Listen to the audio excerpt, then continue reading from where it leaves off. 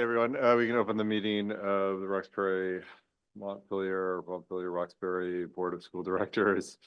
February 5th, 2025, and what a long 2025 it's been. At 6:34.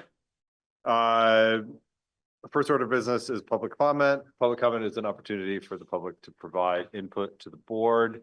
It's a listening period for the board. We don't respond in real time, but it's very important to our decision-making process, and we do thoughtfully consider all of the comment we get. I do not see anyone in the room other than Mike Berry, who's presenting later. So I'm assuming there is not public comment in the room. Is there any public comment online? And I'm gonna have to, I don't have the Zoom called up. Is anyone raising their hand? Is the Zoom called up?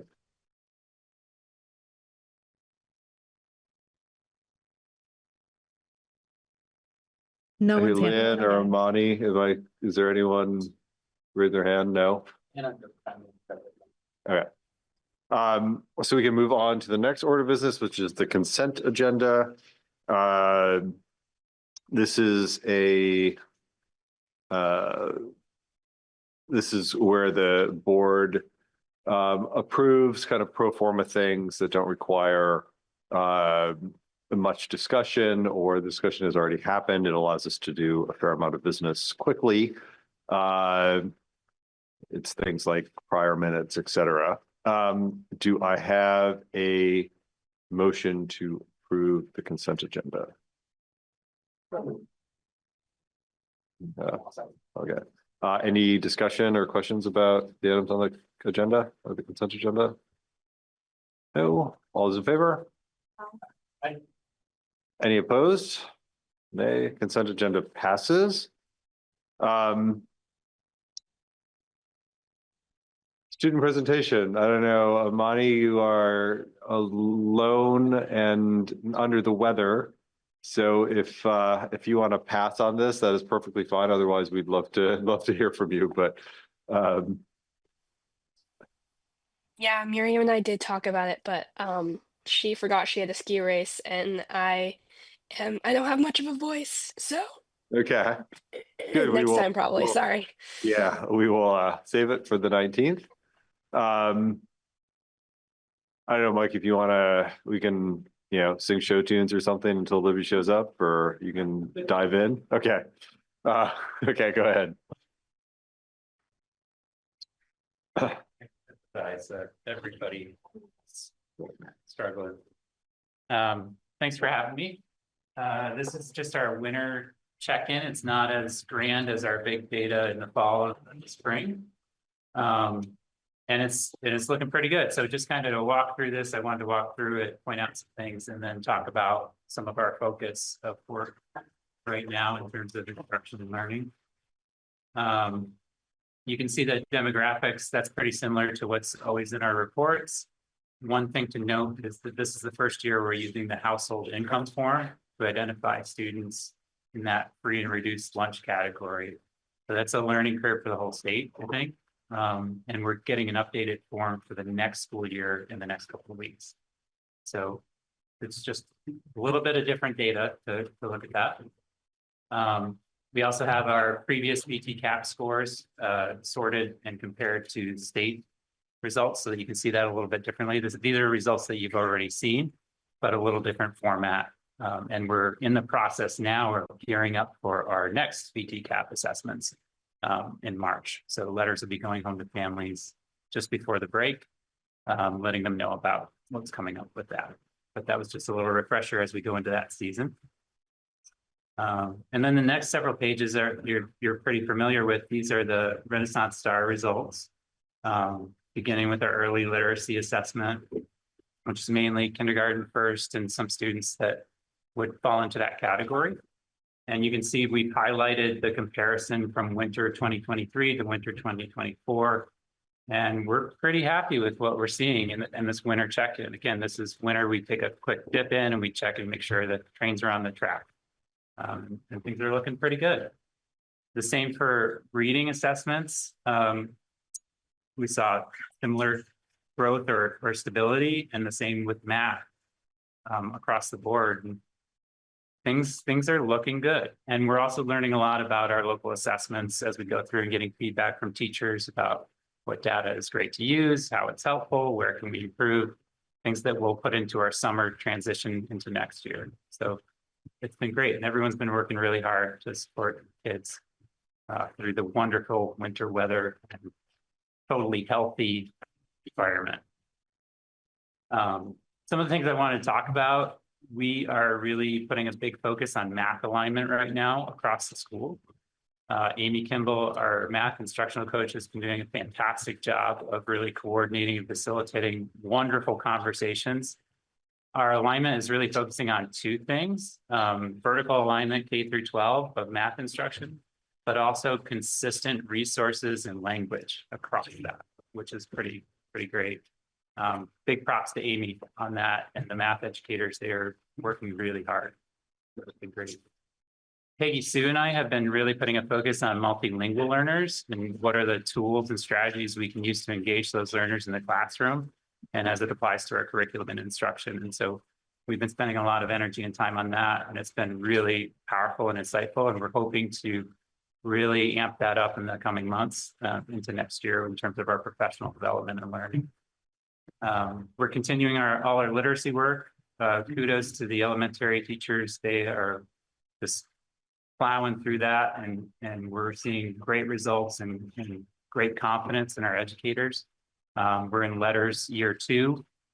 So that work is continuing as well, and it's been great. It's been really transformational. I mentioned that we're prepping for the upcoming BT CAP season.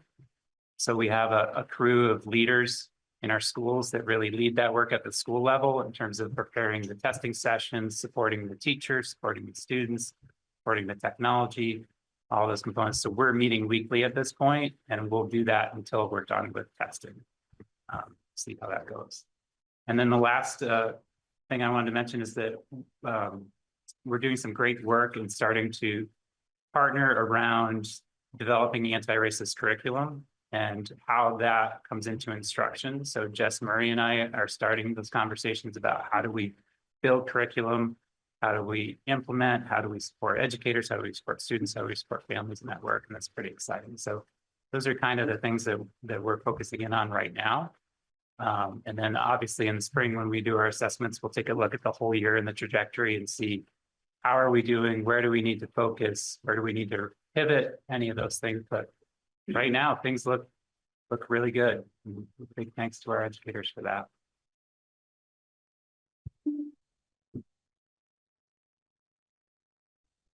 Questions? Jake? Yeah, thanks, Mike. Yeah. It's awesome to see the progress. So thank you for that too. On the bar chart on the enrollment, I apologize if I've asked this before, but it looks like a declining enrollment trend where high school has 100 kids or so per class, but then after that there's looks like a declining trend. Is there any reason that's like I'm misinterpreting, or there's some reason that high school would be higher or things would improve? One of the things that happens, and I'll defer to Libby too, we have a lot of students that go to private schools until 9th grade, and then they enroll in a high school, and that happens pretty consistently every year. Like there's a Montessori school in East Montpelier that only goes till 8th grade, and so we do have a consistent every year higher number than you would think of students that enroll at that time. So that can be a component of it. I know that there's been some discussion about enrollment trends coming and birth rates and things like that. I'm not sure if there's more to it than that. Yeah, Jacob, do you remember the NASDAQ study that we did in the fall, right before budget season? It says over the next 10 years that we should lose about 34 kids. And most of them are at the high school level because the smaller population sizes are at UES. So as that group goes up, they're predicting a slight decrease, but it's not huge.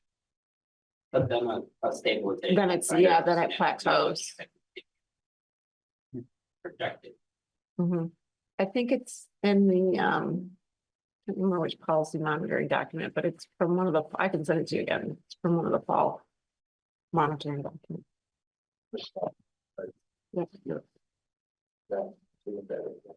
Yeah, I can see it, put it at the top of your box. Yeah, and the surrounding towns are expected to see a substantial decrease in student age kids.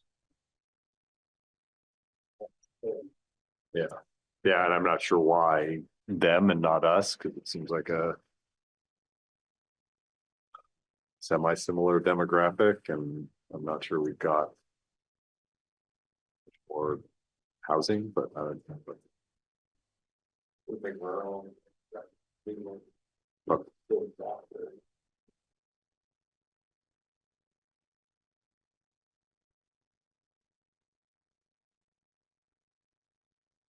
questions, Tim? That's all the note with the superintendent report as well. When do you think that work will be sort of at a place to present to caregivers and families?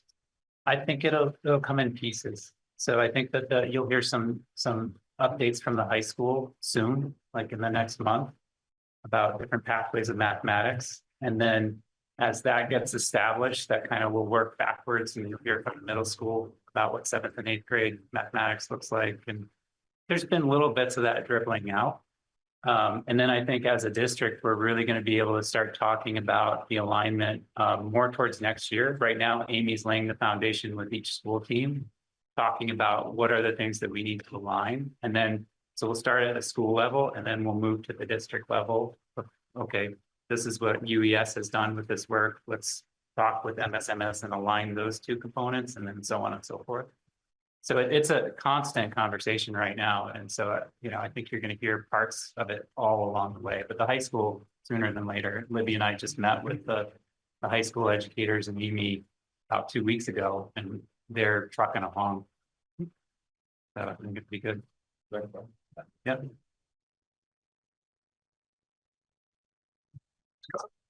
Yeah, Mike, thank you very much. I really appreciate it. Again, I say this every time when we get data presentations. I love it. The state assessment, the state preliminary results, there's a couple of years or age groups, right, that are different than the others. And I'm wondering if there's I feel like maybe we had this conversation last data presentation. Yeah, so there's a couple of things, and I present none of this as an excuse. Yeah. It's just, it's context. So one, the results from the state level are still considered preliminary, which is a thing. The second thing, we did have a discrepancy, and we did check with surrounding districts. They also had that same discrepancy, which raises some questions about where did that come from? Having said that, we're unpacking that data to see, is there something in its particular math? We're looking at that and saying, okay, were there things that contributed to this? And what was it? And we're seeing some of those things with the alignment or vocabulary and resources components. So it's backing up the work that we're doing. And it's the second year we've done the assessment. The first year wasn't perfect. So all of those things kind of weigh into that. But we took it seriously. The educators took it very seriously, and we're looking at all of it. So I think we're still on the right track based on that data, and I still have a lot of questions. One of the big things that we're advocating for with the state is that with the SBAC assessment, we had what were called release tasks. So we could see the questions that our students didn't answer correctly and understand the context. Was it test taking skills? Was it graph reading? Was it, a concept that we weren't instructing well? All of those things. We don't have that advantage with the VT cap. We don't know that. So we're advocating for that as a part to really unpack the data in a better way. Right now, we don't get as much people understand it. It's kind of unfortunate, but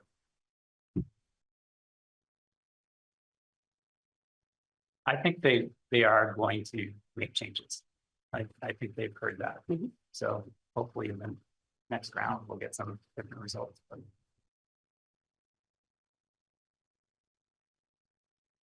Yeah. Also appreciate the great data and also want to celebrate how the literacy improvements are sustaining. Mhm. That's really, really awesome to see. I had a question around anything you can share with us around disaggregation of the data by demographics. Mhm. I realize we have a small n size, but if there's anything that you could share about proficiency and literacy with our BIPOC students or students from lower incomes. I wouldn't be able to do that today. Okay. However, we are working on updating our disproportionality data that I think would contribute to that. Uh-huh. We'll also be able to look at the opportunity gap data after this next round of VP count assessments.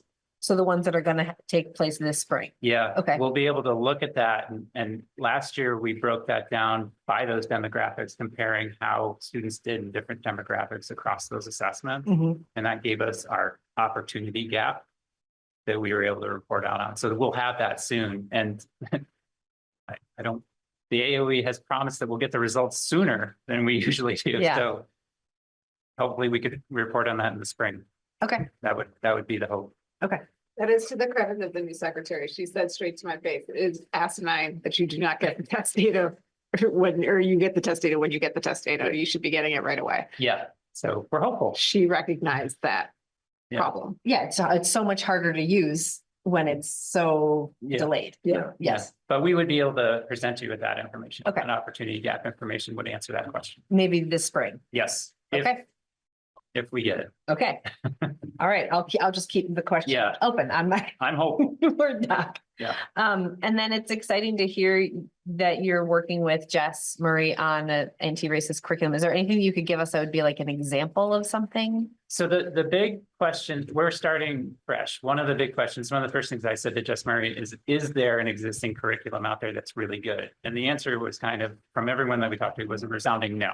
Mm. There's some good here, there's a little bit good here. This is a good resource for this particular thing. So we're starting with researching what are the elements of anti-racist curriculum that are consistent, that should be a consistent part of it. And we're using the IRIS document from the AOE and a couple other things to fill that in. And then we're taking a look and trying to group those things into different potential units. And then from there, what does it look like developmentally? So if you're talking about, belonging or identity, what does that look like for a kindergartner? What does that look like for a fifth grader? What does that look like for an eighth grader? And then at the high school level, we're looking at different models across the state. For example, there's a couple of schools that do these elective courses every other year that cover different topics of anti-racism. And that's a way that they've built that into the high school schedule and program of study. So we're visiting and talking to those folks and saying, how is that going? What are you pulling for from resources and those kinds of things? Our hope is to align the work with the anti-racist curriculum with the equity plan and figure out how we can fit that into all of our things that we're focusing on for next year, support our educators and students and families in doing that in a way that's sustainable and not overwhelming. Because while we're doing that, we're focusing on mathematics, we're focusing on, we're in an industry that ironically doesn't have a lot of access to our employees while they're at work. So we've got to figure out some creative ways to do these things and provide the time for educators to really unpack it. Yeah. So we're just at a planning stage right now and poking around and asking a lot of good questions. Okay, great. Because one concern we've heard is that if we have this kind of curriculum, is it going to take away from, say, math instruction? Yeah. Or, I mean, obviously we can't diminish our core subjects. That's right. So that it's good to hear that you're considering that. And how, if everything's a priority, then nothing's a priority. Right. So, but that you're still working on that balance. Yeah, and there's also a balance between culturally appropriate instruction and a curriculum. Yeah. Right. And so we want to see this across all our instruction, and this could be a specific way of doing explicit instruction. Right. So we're trying to find that balance as well. And would you say that culturally appropriate instruction, is that part of anti-racist curriculum, or is that a different thing because That's a different thing. That's a different thing. That's more of our instructional framework work. That's pedagogy. Right, okay. How we teach. Yep. Yep. And then just one other question on this, which is, I know that at the state level, we have new they're rolling out the new education quality standards. Yep. Is this to meet those, or is it something different than that, or? I think it will meet those. Uh-huh. We were already working on it. So Got I think it will speak to that. We're working with the Irish document, which is a part of that component or the Got it. recommendation from that. So I believe it will meet those, not necessarily why we began the work. Thank you. Other questions, comments?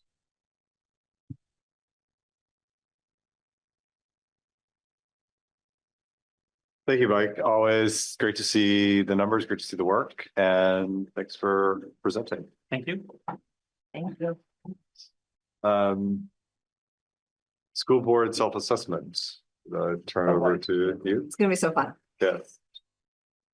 Yes, so we are assessing ourselves. This is something that is a new practice for us, right? Have we really ever done this? One time. We did it one time. So it's definitely a new practice for many of us in this room. And it is a recommendation or a requirement, I think, now of the district quality standards, which are officially in effect on July 1st of this year, but we're, getting, or was July 1st of 2024.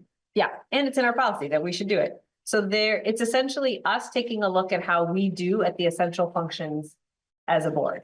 So those essential functions are policy, monitoring, budget and financial oversight, efficient and ethical operations, and community engagement and vision. There is another one, but which is evaluation of the superintendent. But given that we are about to embark on a shift in how we do that by getting the services of the VSBA, we thought, let's save ourselves the time and not necessarily spend the time to evaluate that one. So I was thinking what we would do is we'd pair up, and each pair would take 2 of these different aspects of what we do as a board. And your job would be to go down the column and see, these are the things that go into monitoring. So for example, our district has financial management and general financial accountability policies in place. Is that fully achieved, mostly achieved, partially achieved, beginning to achieve, or I don't know. And then there's all these other characteristics of monitoring, and you'll do your best with your partner to say whether or not we are fully, mostly, partially, or beginning to achieve. And if you don't know, then that's okay too. You can say, I don't know. I'm getting a lot of quizzical looks from my people in the room here. Let me pause and see if everyone's with me so far.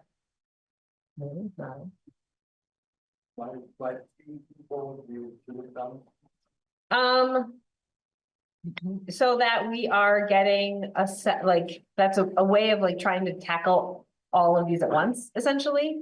We could hand out one to each person, could try that as well, but this was a way of just get it, there's sort of a gut check. If there's a thing that you're saying, oh, I don't really even know, but Scott would go, oh no, I do actually know that we have financial management and general financial accountability policies in place. Then you have your partner to kind of work with to see if between the 2 of you, you can determine where we're at.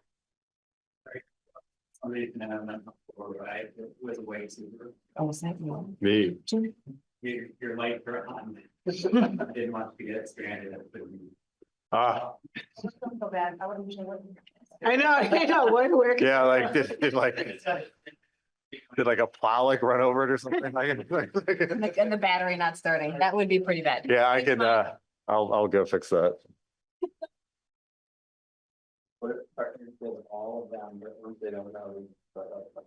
Yeah, I think that's fine. If between the 2 of you, you don't know, that's okay. How much time do we have? Oh, do all of them?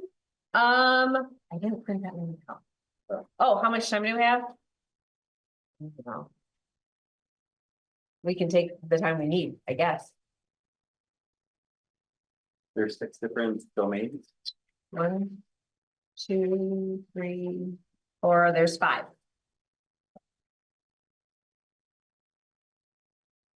If we want to go that route where everybody does all of them, then we could pull them up online and you could either for the one, if we don't have a printed out copy, you could try and do it online. We should just stick with your plan.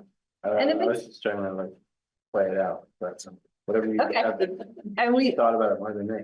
and we can, we'll just see how it goes. This is a good experiment.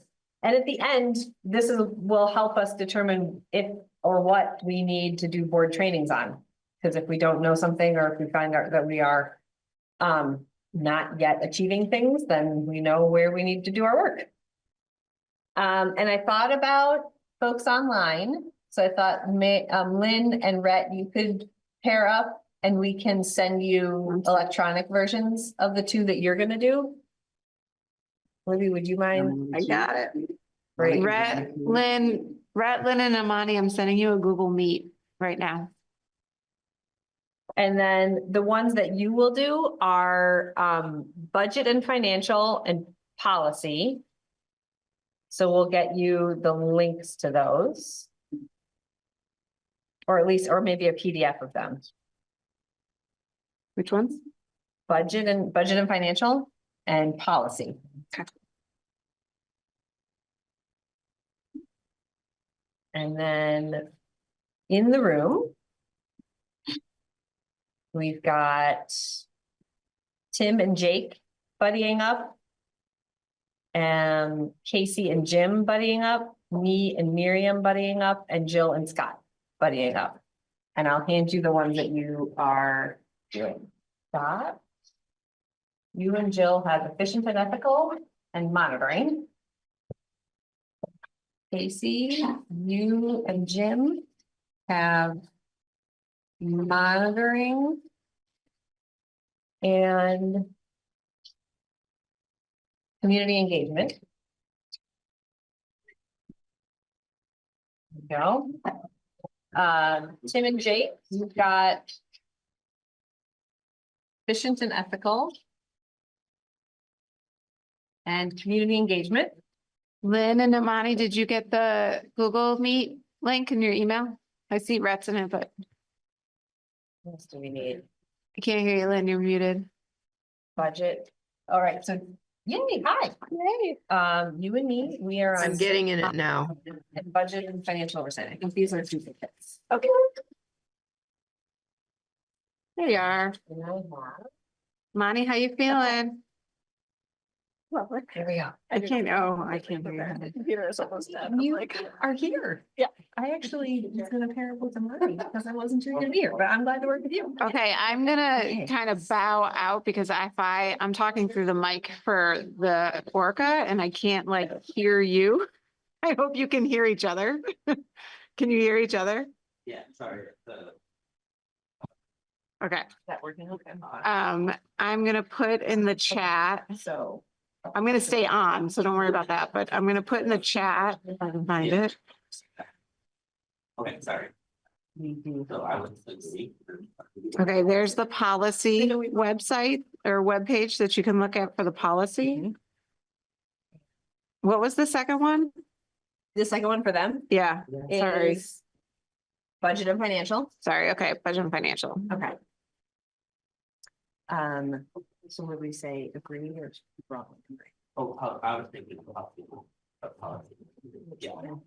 Everything okay? Yeah. Good. You're buddying up with Casey. Okay, so those are the two links for you guys to take a look at. You're okay. If you can just give me a thumbs up saying that you got that. Create broad.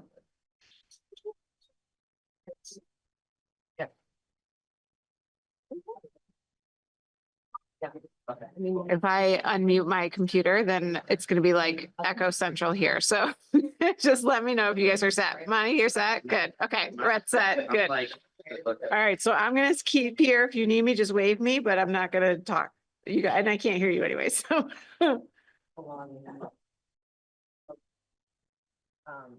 That was really broad, and then you're right, during the actual budget season, Libby presented suggestions from the administration, and we adopted them.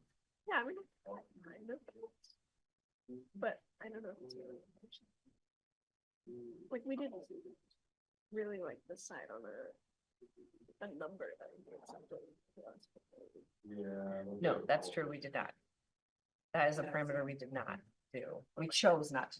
Yeah, considered it, but we chose not to do. It was, we asked the question a number of times and we're like. hard to We do tell. have, Yeah. we do have a. I mean, because we could have, conflict of interest. we might have had an tactic fix that we thought was okay, but it was harder to know. Right, I feel like we have a. right. But it's weird, because like, I don't totally disagree with this statement. It's sort of strong. So it's sort of like, I mean, I feel good about how we handled it, but it's I not, thought we I hear what some you're saying, sort but of not a, exactly what the. Like, maybe it was a procedure or something. Only in the Agree. same year. Kind of like broad goal. Yeah. But it might be good to change Yeah. that. Engages the community in setting budget priorities. So That- we did that a bit, when like I maybe first up the started, budget I season. got For public venues, like what would you prioritize? I would have assumed that it was. And then we certainly did The it top part. throughout budget season. Or recreational category, no. And during Meeting. board meetings, and then also getting, trying to hold community forums. The ones that like. I mean, it does spearheading. have conduct, Did we use, not it's just. You know. like, I mean, it definitely like informed people going into budget Mhm. season. Yeah, I think it was basically that, informational. Yeah, like we didn't really like refer to that. as we No, didn't I really thought said that, but- what I. I'm thinking Uh-huh. is that it's some, like, there was a board, No, I mean, there was some sort of material Yeah, that get. anything else? That has to Yeah, do with and I community? thought it was something, Um, yeah, that sort of just like outlined like our general, we're sort of, again, we're sort of like somewhere in between those two. how we function with the board, Yeah. and, you know, like the goals and that. I disagree with that, since I don't know if we really do that, but again, I don't really know if it's like, right, like. I mean, we'll talk about this. Yeah. I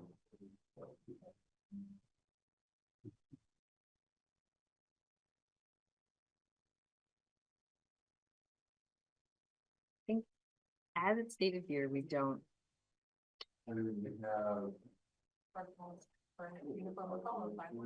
Do that. Yeah. Yes. Yep. Yeah. This is true. Okay. We have, Yeah. in addition to Christina, there's like, and this is in policy. So I don't know if like verbatim, but there's like multiple people who have to check for,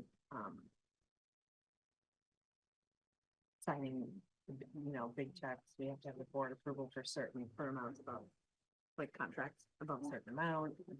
And then we have an audit every year. Great. And then those two. Yeah. Yep. Yeah. Yeah. All right.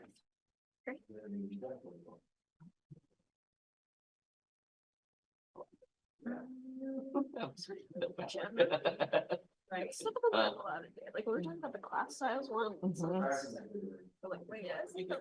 Yeah, well, and I mean, this would be a big undertaking, but just as an example, like we have set a board meeting, but it's not like we then went to all of our policies and were like, oh, do they have to do every one of these align? Yeah.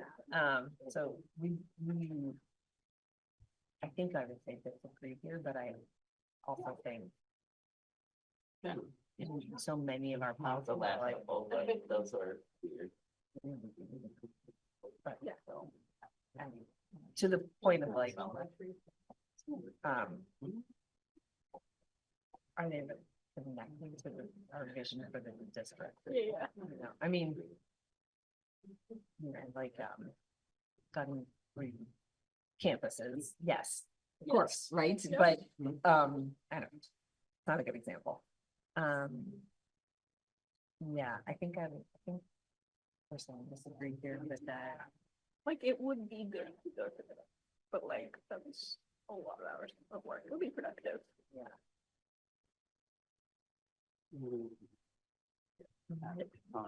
This is mostly true, but I do, whenever we do our policy monitoring and reading policy, it seems like sometimes our policies diverge into procedure.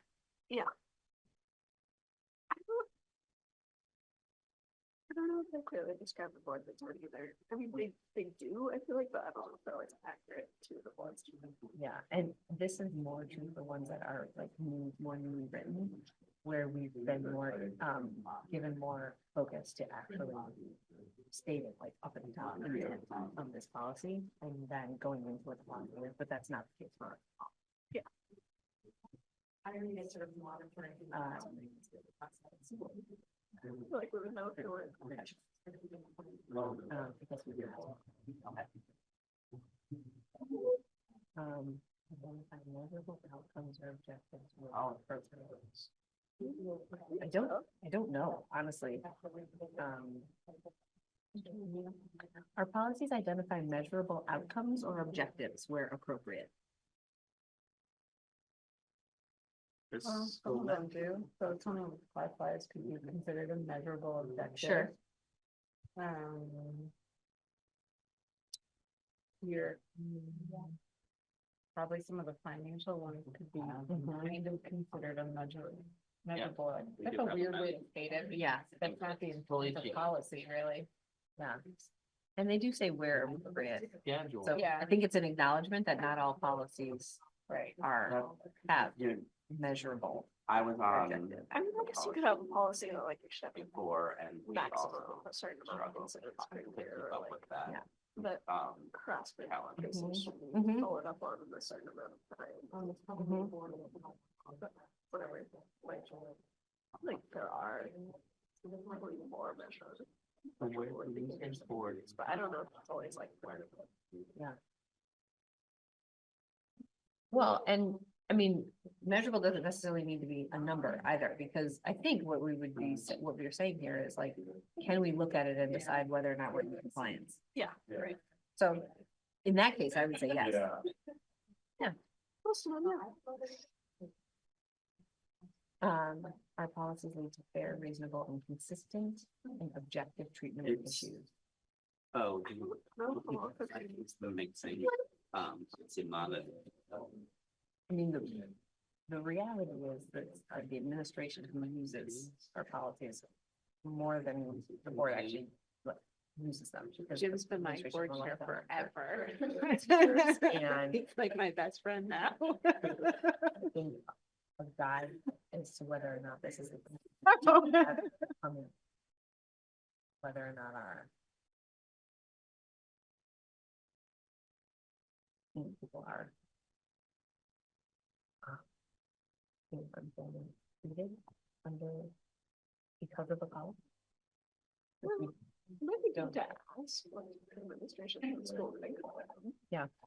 But like we haven't had anything come up now. I mean, and we have seen, like, a few years ago, we were getting people saying, Yeah. HHB, at least like the enforcement of it, or the like follow through on it was not, and we reviewed the policy and reviewed procedures to make it them stronger.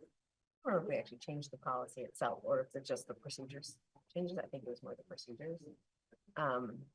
But that is an example of what I'm talking about, where people were saying, actually, this is not, we don't experience fair, reasonable. You know, consistent, but it's gotten better. I would agree.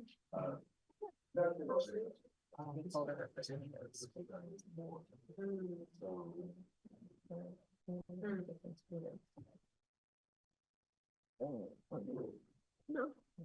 When we develop a policy, I would say, when we say meaningful, I don't think there's much that goes into like getting parents input, but as the policy is being developed, for example. So I feel like that's partially because often the policies that get developed are really like in the weeds. Entirely possible. Cause like we've gotten a lot of community input on some of the things that I think really matter. Like the occupancy, the budget, like. I don't know about Yeah.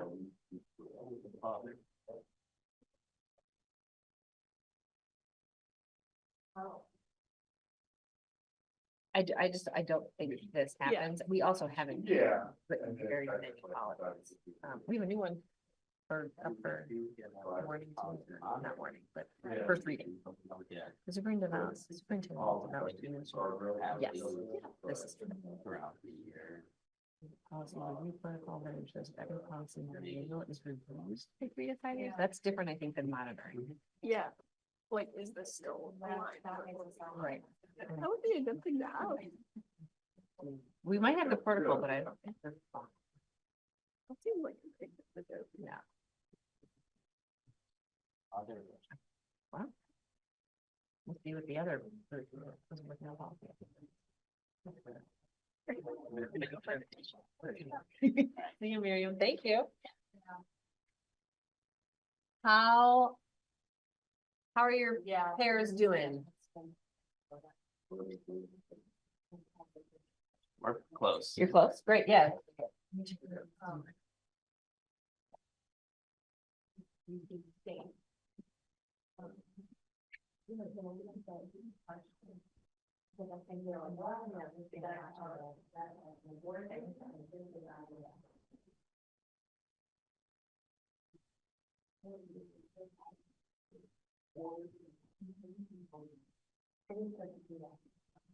Yeah.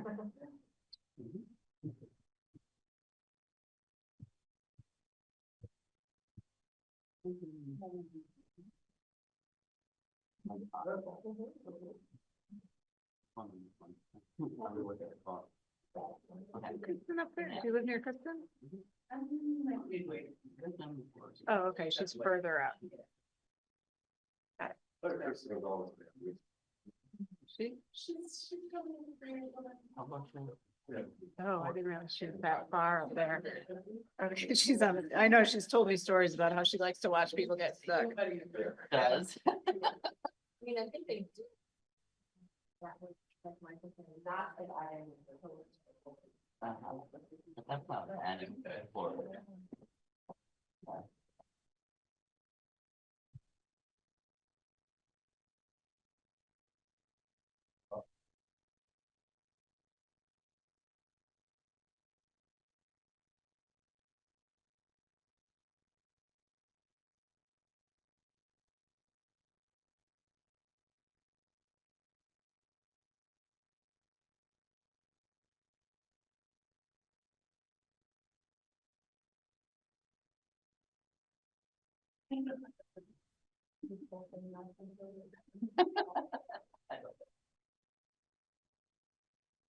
I mean, I think.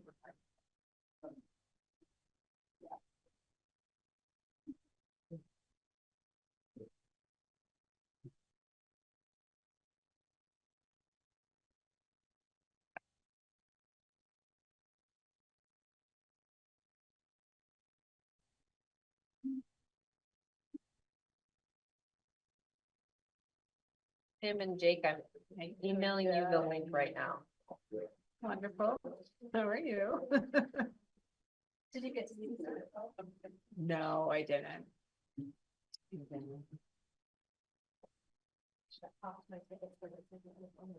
They were a hot. It was, thing. it For, was so For exciting. Hades Town.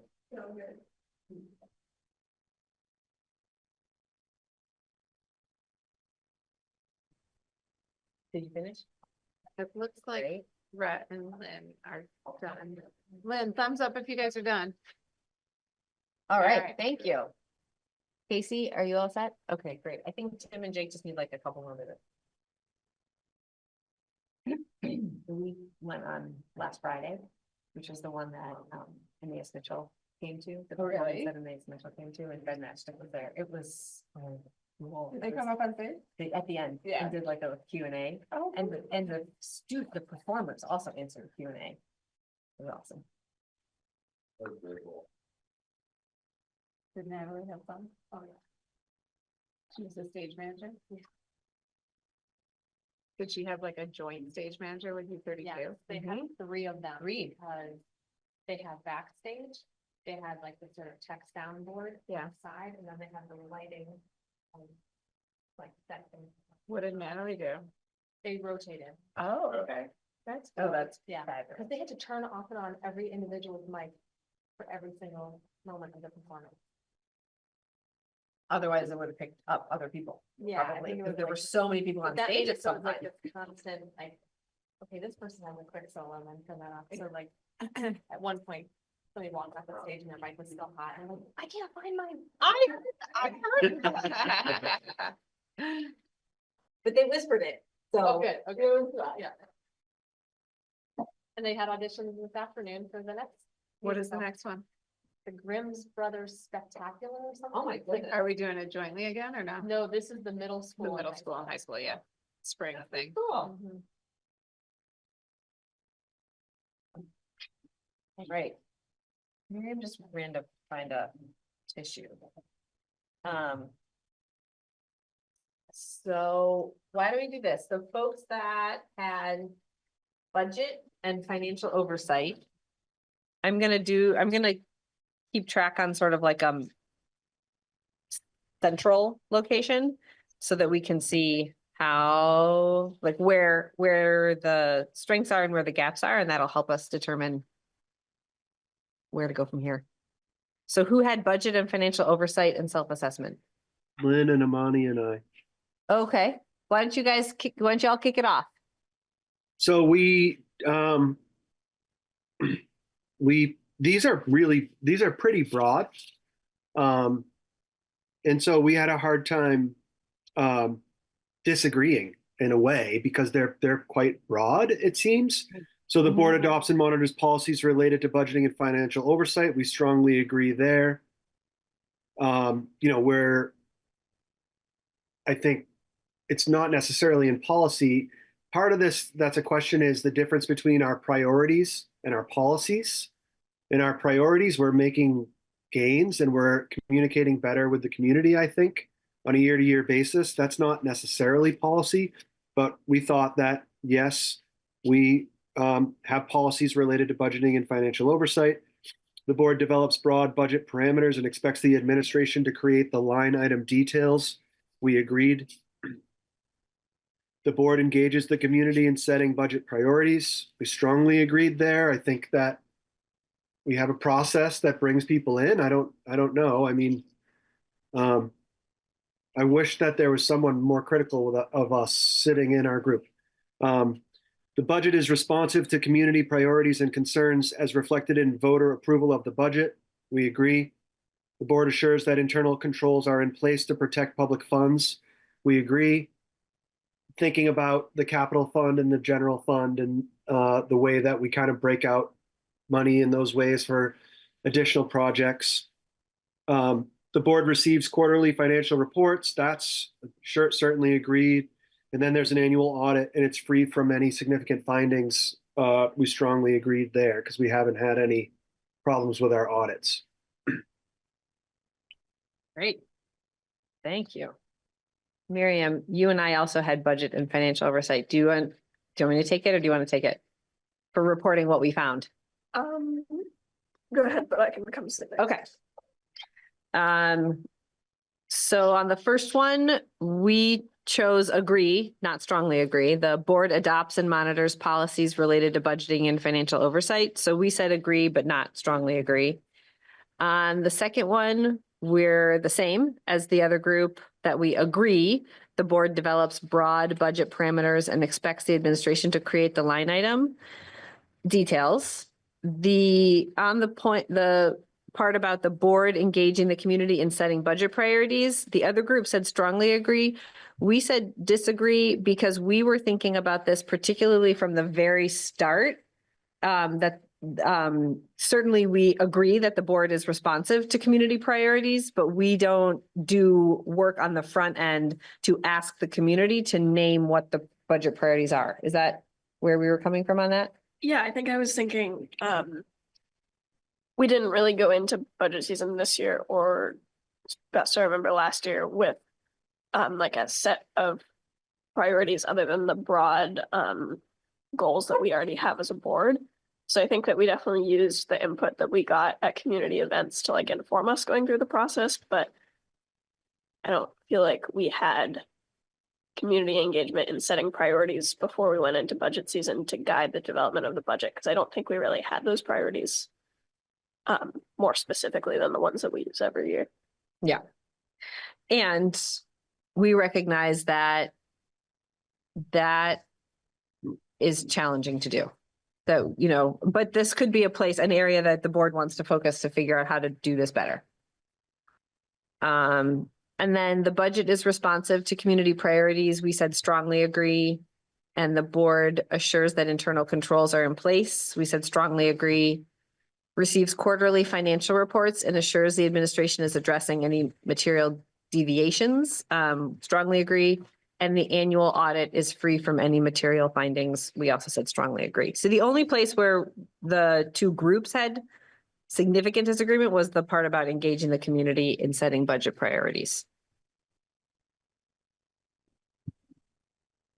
Does anybody else want to chime in on those? Back to Lynn, Amani, and Rhett. Was there anything, any follow-up you wanted to make? I think that engaging the community in the front end is that's a nearly impossible task. I mean, it's like serve on the board. When curmudgeon comes out at the bed. Thanks, Ryan. I thought too was, I think that, we can react to what the community communicates to us are their priorities. Like, not necessarily for the better or worse, but like, I do feel like there's definitely like our community can be vocal about their priorities, and I think we do respond to that. I'm not sure how much more we could do upfront, but I think our team does a really good job of communicating throughout the budget process, like trying to get that feedback. But that was just sort of what struck me about the difference between those two answers, is I do feel like we do react to community priorities. Sometimes that's not a good thing. Yeah, I think it's, I mean.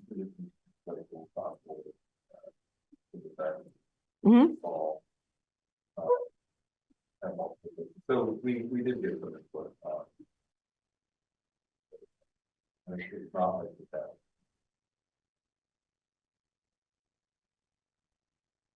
Right. That is true. Yeah, I mean, I think we do a really good job with community engagement, especially this year. I think we were just trying to very literally interpreting that statement, which I think as it's worded, that was why we decided on disagreeing, but I don't necessarily think that like we're doing a bad job with community engagement in the budget process. I don't think that at all.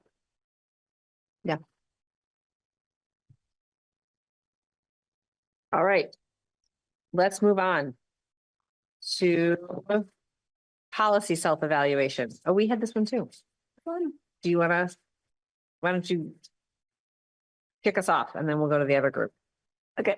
Our policies ensure alignment of school district action with the board's vision. We said disagree, just because some of the policies that have come up lately, like the class size one, seems like maybe some of the policies are out of date with the board's priorities. Our policies clearly describe the board's intent and leave the implementation details to the superintendent. We said disagree again for the same reason, just because some of the policies are not, seems like may not be in line with our intentions. Or at least they don't actually state what the intent of the policy is. Many of them at the top. Yeah, same thing. The older ones don't have like the intention of the policy included in them. Our policies are compliant with state and federal requirements. Probably agree. Our policies identify measurable outcomes or objectives where appropriate. Agree. You're talking about this one. Some of them may not, but also some of them it may not be appropriate. So it'd be worth going through them. Our policies lead to fair, reasonable, and consistent and objective treatment of issues. Agree. Stakeholder representatives play a meaningful role in the policy development process. Disagree. Do you want to say why we? Yeah, because we then it goes on to list many stakeholders, so school board, senior leadership, district staff, school staff, employee organizations, parents, community advocates, and students. And not that we've done a whole lot of policy development in, recent times, but when we have, we don't do much to say, like, while the policy is being developed, get the input from those stakeholders. Which often can be because the policies are really in the weeds. Like, that's entirely possible, yeah. I can say that the policies that have been developed since I've been superintendent have involved at least I mean, it's not the laundry list all the time, but the gender identity policy came straight from district administration and families. The equity policy had a lot of student involvement in it. That's true. When it was written, so. That's the- true. The And the newer- library, you're right, the the library librarian. policy came Yep. straight from the librarians. So the policies that have been developed in the last 7 years have come with stakeholder representation. That's a good point. I hadn't thought about that. Yeah, we could change that. We weren't sure about how many policies actually had been developed.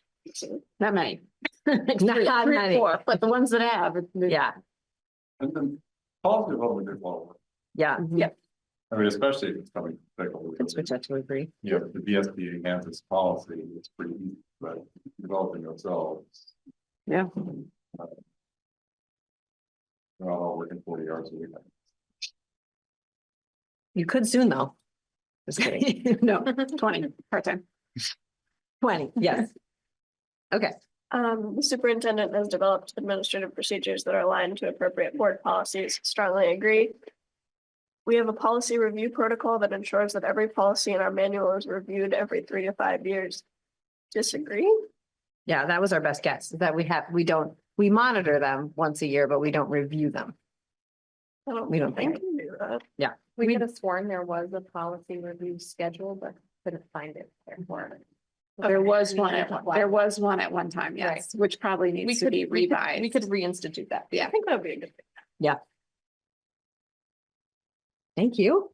Who was our other, was it Jake and Tim? No, who else had policy? Same group. Oh, wow. That was not on purpose. We agreed with the first one. Our policies aligned with the board's vision. I think we do, just because there was a lot of feedback from the community and we chose not to follow the policy, doesn't mean that the classroom size policy is not the intention of the board.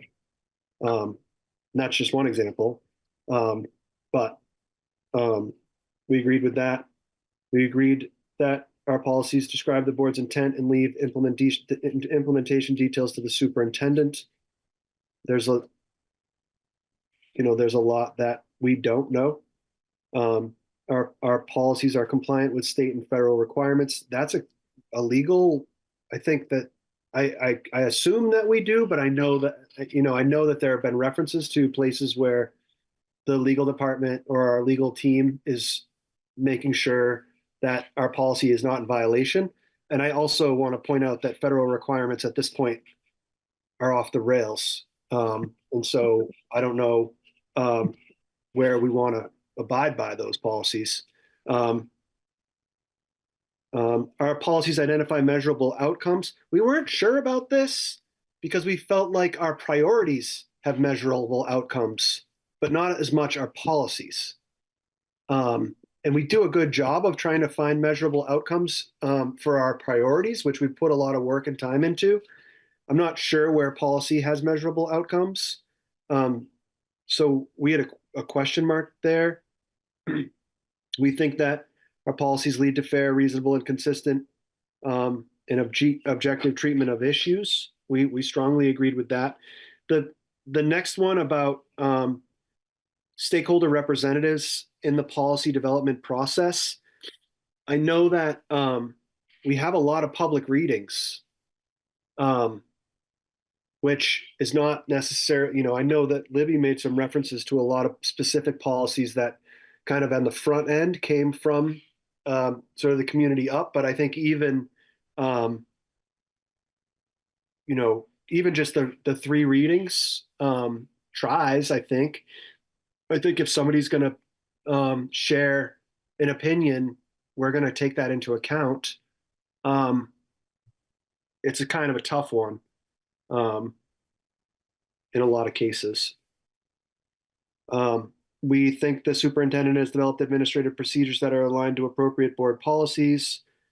And then I think we were thinking about the policy monitoring, not the policy committee. With the last item. Okay. Great, thank you. Let's see, how about community engagement and vision? Is that what it's called? Yeah.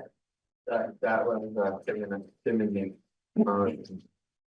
And if you now understand why you gave you. This one landed with him and me, but, we've been on the board for a year and a half or so. So there are things on here that we weren't sure about. So we did our best, but if people feel otherwise, and some other group did this, right? So maybe knows better, much better, but, yeah, so anyway, the first one is, that stakeholder representatives, school board, senior leadership, district staff, school staff, employee organizations, parents, community advocates, higher education, business leaders, and students helped create a vision. We were not really sure if those other groups were involved in creating this school district vision. Yeah, I put between mostly and fully achieved. I mean, when we did the visioning process over a year and a half, 2 years ago, I mean, it was a pretty robust process. We hired Nathan to go through it. Yeah, I think with a process like that, you can always have more voices. Yeah, we had some meetings and some sessions that I think were well advertised and well brought to, that I wouldn't say were offended and wronged. But I think over the course of the period, we got about as much involvement as we realistically could have. But again, yeah, I think you could always, yeah, there's always going to be someone out there who you didn't hear from. I put right in the line fully and mostly.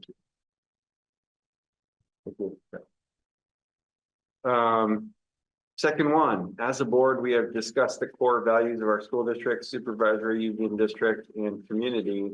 And these values are reflected in our vision.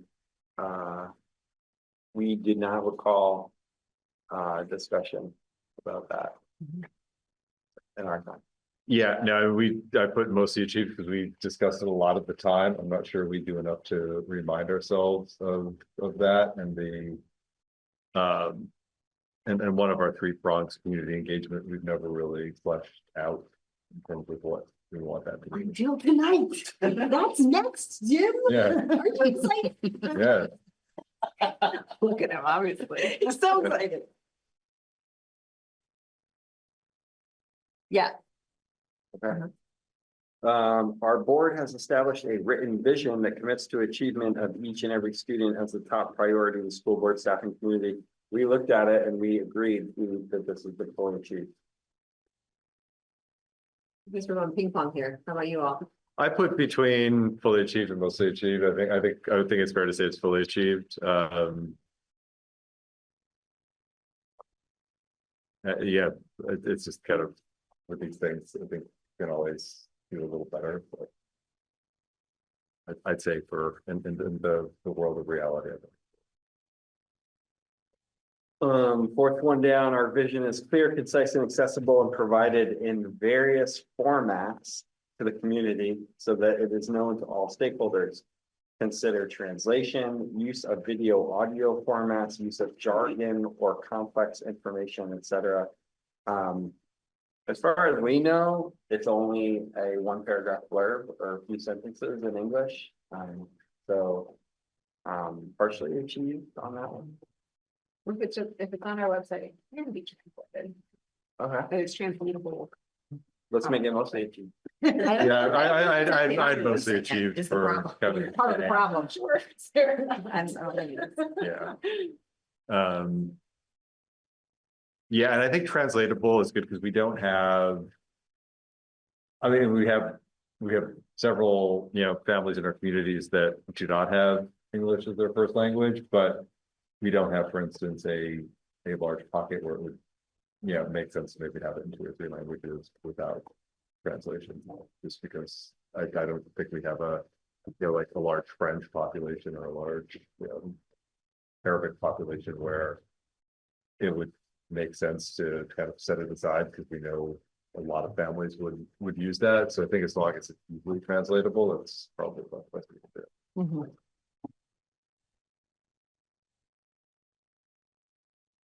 do. We frequently revisit and reaffirm our vision to ensure our constancy of purpose. Tim and I do not recall revisiting the vision in our time. We're sure. Yeah, and I put mostly achieved because just as you came on, we went through a robust process, and I'm not sure that I'm not sure we need to slap ourselves too hard for not going back to it, but I think with board turnover, it's always good we're probably due to at least walk through it again.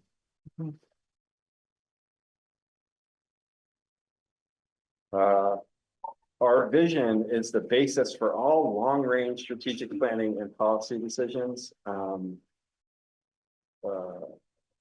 We weren't really sure on that one.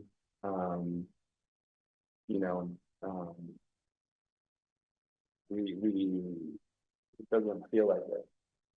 Yeah. Yeah, we don't talk about it. And we do all this long-range planning and policy decisions, so we rarely bring up the vision. Yeah, I put mostly achieved because I think all of our large range planning and policy decisions fall within the vision. I'm not sure if we do a great job of starting with that and really tying it to it, but I think because I think we did a good job of crafting visions that make sense and are kind of generally where we want to go anyways, it happens a little by accident. The people are purposeful.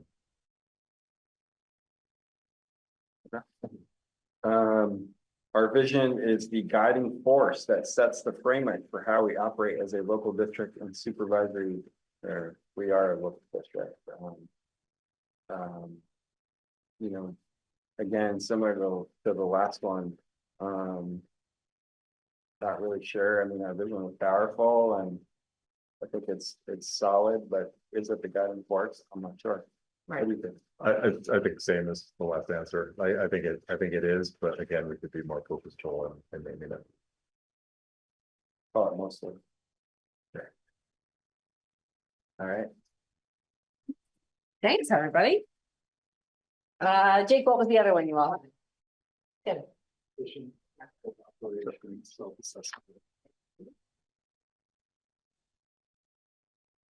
Go for it. The board has a conflict of interest policy. We agree. Conflict of interest policy is adhered to. We agree. Conflict of interest policy is reviewed according to the policy review schedule. We presume. Board adopts a code of ethics that outlines expectations and commitments. Not sure. The board has discussed and adopted operating protocols. Presume. Protocols are uniformly followed by board members. We presume. Board stays out of staff and student issues, which may result in quasi-judicial hearings before the board. We agree.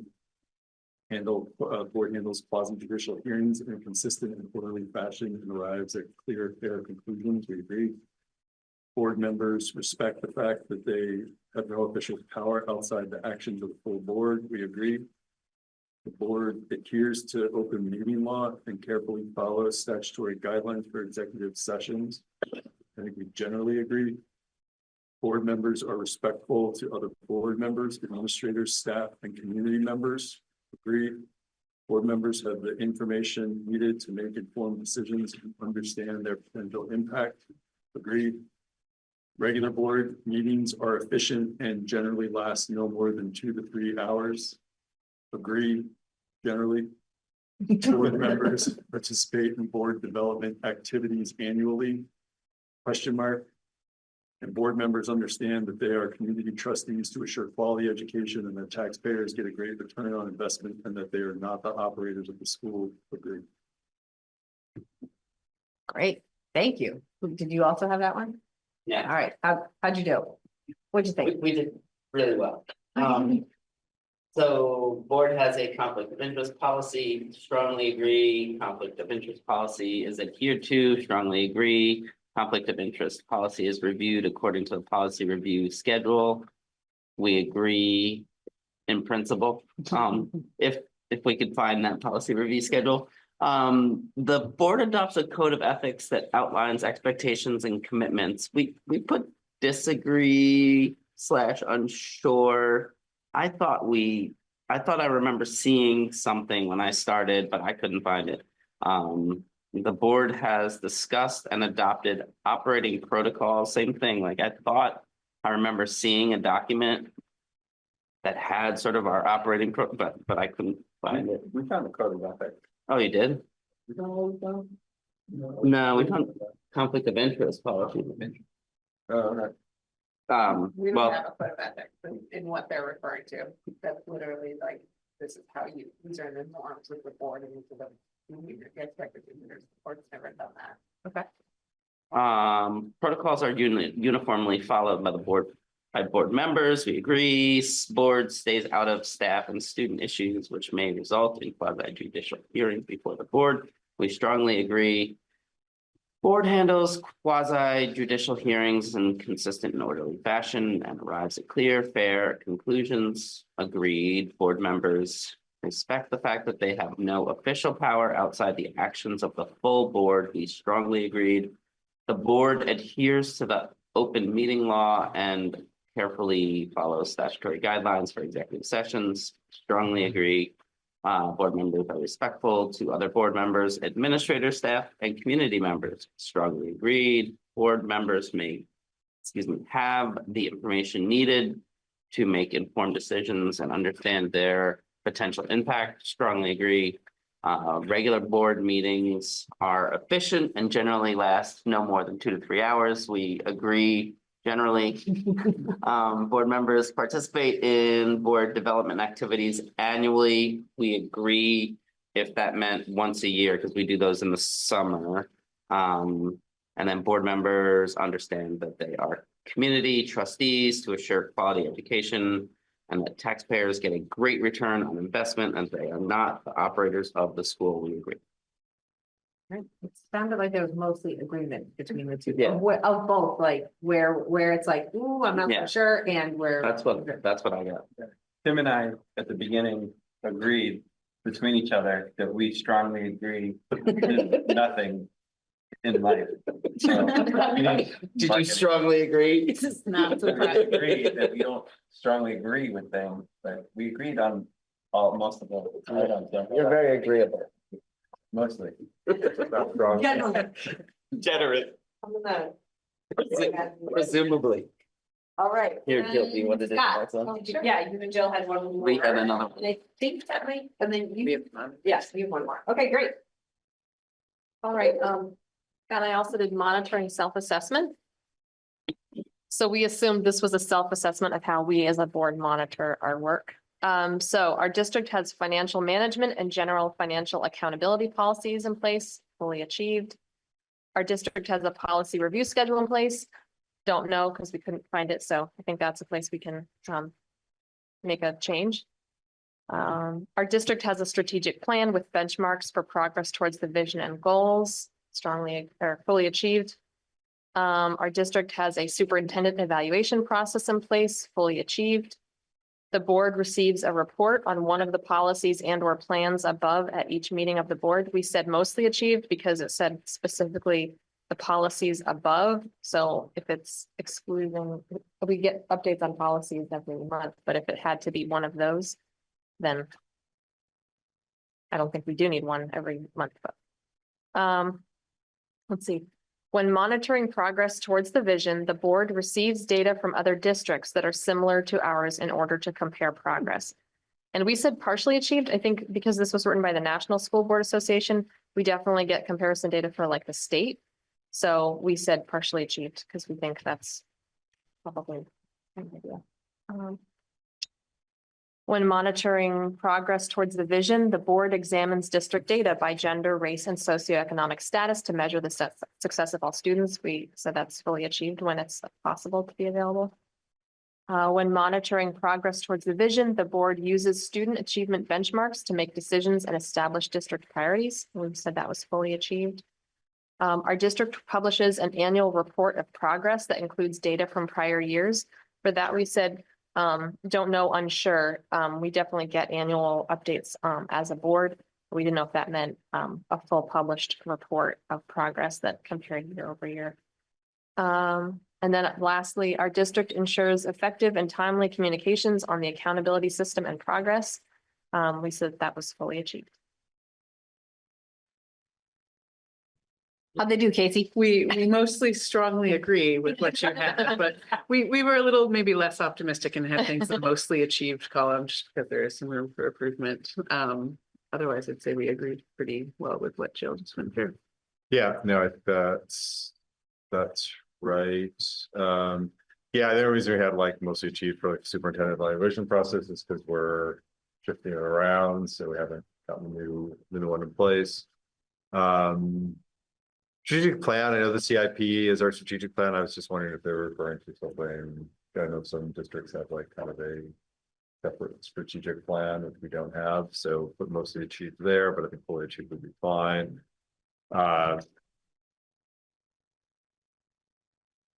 Just put partially achieved on examine data by gender, race, and socioeconomic status. I think we do fully achieve to the extent we can, but it's so hampered that I'm not sure how helpful it is.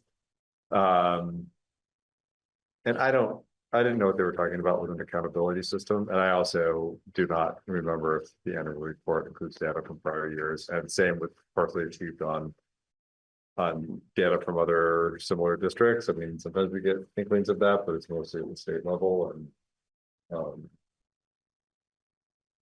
yeah, I think we get the data we need, but it's not like it doesn't import perfectly to this question. Okay. Thanks for participating in the self-assessment gang. Like I said, I think what the next step would be to see if there is anything from the self-assessment that notes of like a glaring gap that would then lead us to determining what maybe either we need better communication around, like if there's something that does exist, but we don't know it exists, we should get better at making that explicit, and or anything that we could use a board training on.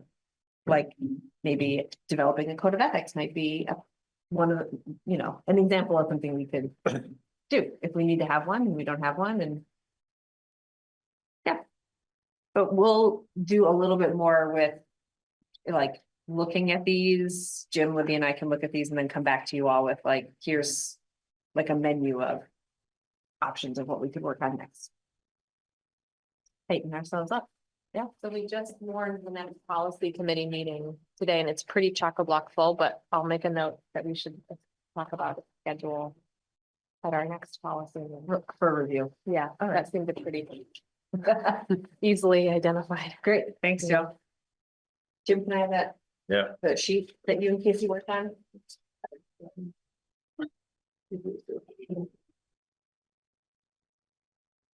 No.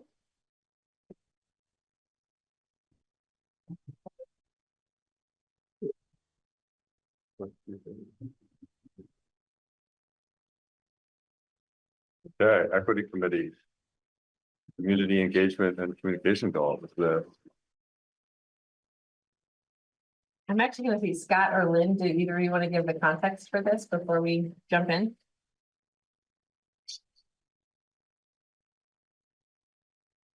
I'm happy with you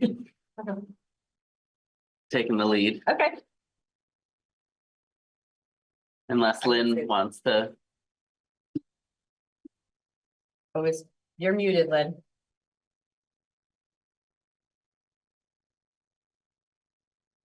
Sorry. No, go ahead. Okay. Libby, could you share your screen, share the board indicators document on Zoom so everybody can see what we're looking at the same thing? Thank you. So this is work that the board was doing 2 summers ago to move the visioning work into concrete priorities and in what success would look like. And the board managed to get that landed for our first 2 priorities, closing the achievement gap and belonging. But we didn't make it to the 3rd one as a full board, and it sat there for a little while the board needed to focus on other things like the budget for this current year, what took a lot of our time, and the board wasn't able to get back to it. So the equity committee volunteered to do the initial drafting of what the expected indicators would look like that would match these district objectives within the 3rd priority of the boards, which is community engagement and accountability. And what we mean by that is that our students are more likely to be successful when our whole school community is engaged in their education. And so the district objectives here within this priority are not very different from where the board was at, what the board wrote a couple of summers ago. That MRPS communicates effectively in a manner that honors and recognizes families' backgrounds and connects family engagement to student learning to foster inviting collaborative relationships. That our families feel they are valued collaborators, partners, monitors, advocates, and decision makers in their children's education. And success looks like a broad and diverse group of stakeholders who contribute to the school community and decisions that are transparent and accountable. So the committee didn't do hardly any like wordsmithing or editing to those objectives. We focused on what would indicate success in these objectives. And that is what's in the right-hand column. I'm not going to go ahead and read through all of those because they're right up there for you. So we are recommending that these be the expected indicators to go along with those objectives. We also have a few questions that the committee wants the board to help us decide, or the board to be the decision makers on. And Anna Hipko has done an incredible job at doing like the one major question that the board has wrestled with and the committee was wrestling with was like, well, what does this actually end up looking like in real life? Like we could put some really great language on the page, but it's a matter of like actually trying to make the thing happen. And Anna has done some great work. So she has a partner document to share with us that shows how we will take these indicators of success and make them real and also measure them. And that in a way that we can report back to ourselves and the community on how we're doing. So we have those 2 things to share with you tonight and to get the board back on. And then we have some specific questions that we want to ask the board. So that's where we're at right now. For any other gaps in fill in? Okay, all right.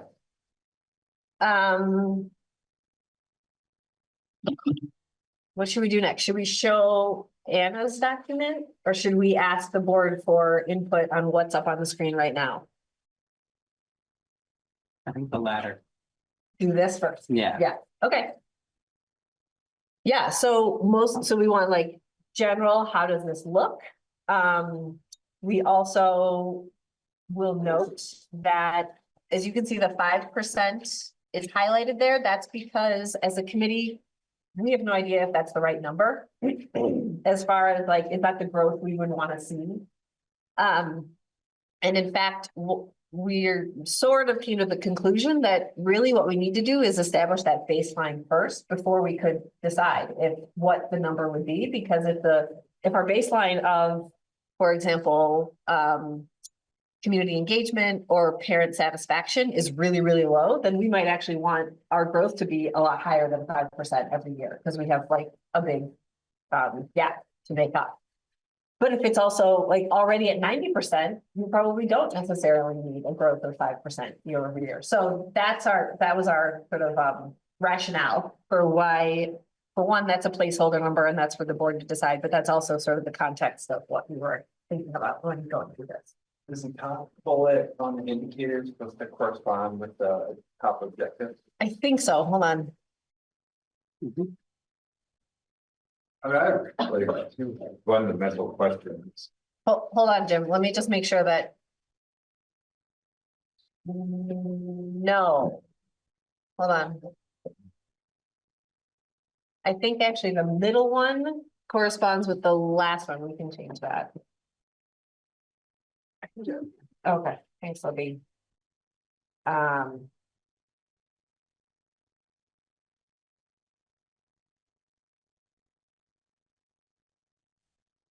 Now I think it does. Is that right, Scott and Lynn? Yeah.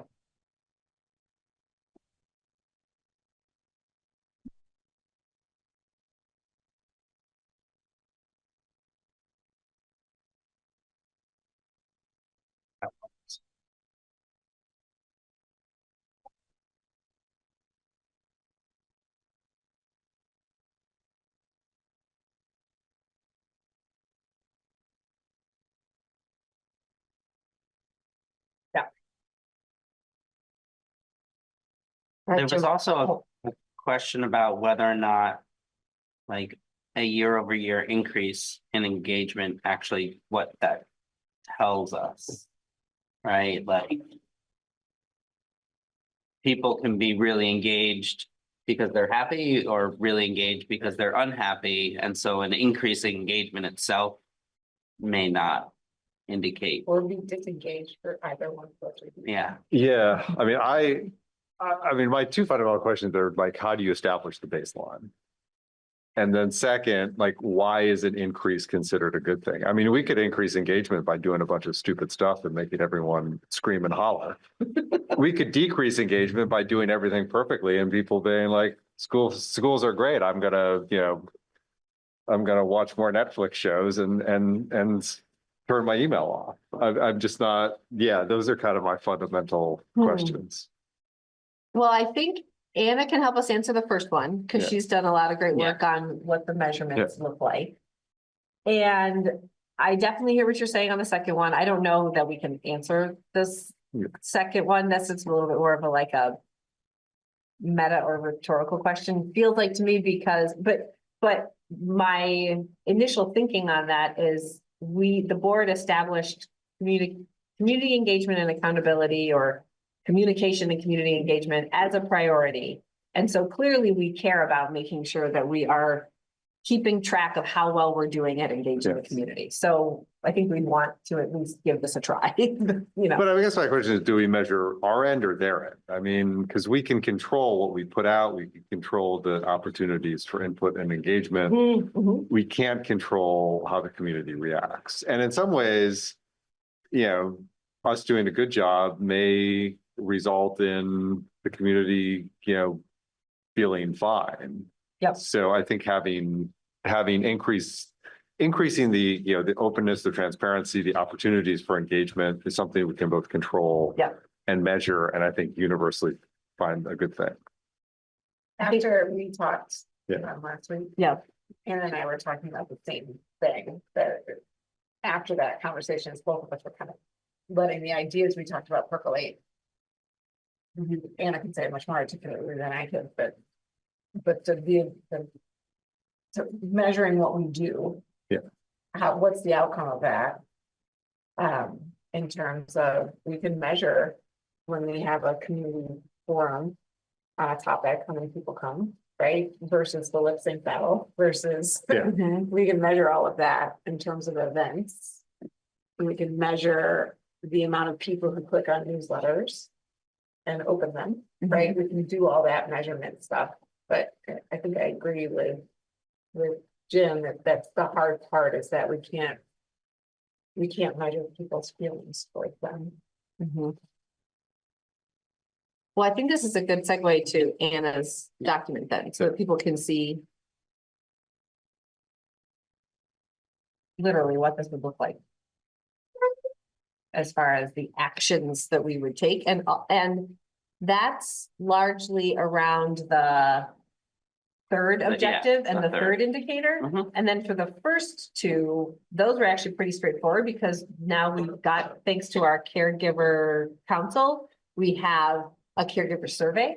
And so for the first two, we think we could use caregiver survey to measure. Texting Anna now, 'cause I don't know if they have that document. It was in I an did- email. I did just Yeah. email it to the board and I'm sure you have access to it, Libby. This afternoon, so I think you 249. could open it. It's the same email as Anna's warning, What's the doc called? Anna's draft. It's got more to its title than that, but if I search Anna's draft, it comes up in my. Got it. Got it.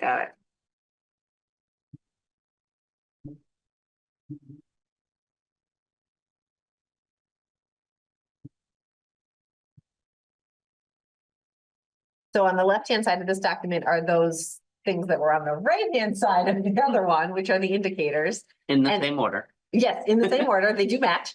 And you can see, like I was saying, for the first two, we think questions on the caregiver survey, we will, is how we will measure that.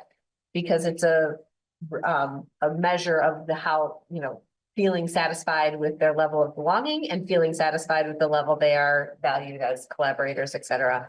And then down here for the third one are all of the things that Anna has thought of as how we where we can engage and how we can engage. So in ways that are over the digital, within the digital realm, in print, events, and I think that might be it.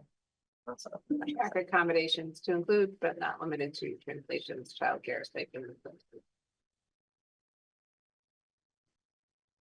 right, so this is, on this third one, really getting at this point that, Jim, that you just raised, which is, this mostly would tell us what are we doing to be transparent and attempt to engage the community, and that's what we would be tracking. Excellent. Yeah, and so my initial comment was really just about this 5% year over year increase and whether or not like what that really tells us, right? I think for me, the important thing is in the like breadth of different types of engagement on our part, not so much like measuring each individual, click on a newsletter, right? It's more that we're putting it out in 5 or 6 different formats. And so I don't know, like, I don't know how we track that or how we ensure that there's a diverse portfolio of engagement. But that's the important thing for me. The third one is tricky all the way back to the objective. But so I understand what the challenge of developing indicators and then developing measurement and then developing 5%. It's all way out there of complexity. But I mean, a broad and diverse group of stakeholders who contribute to the school community. That is 50, and then a decision that are transparent and accountable. I think we're talking about us and what we do. So I mean, if you're going to measure that, you might want to have the board's decision been transparent and accountable in something like that high survey, the survey. Within the broad group of broad and diverse group of stakeholders who contribute.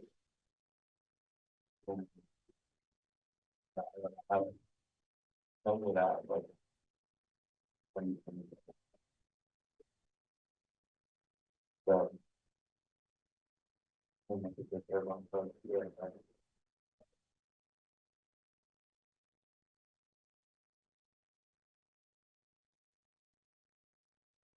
Because if you're counting FBS postings, I don't think you're going to get a broad and diverse group of stakeholders who are contributing. You have 500 people complain about something that has to happen, it's not. Like, Steve, you know, it's because that's relevant.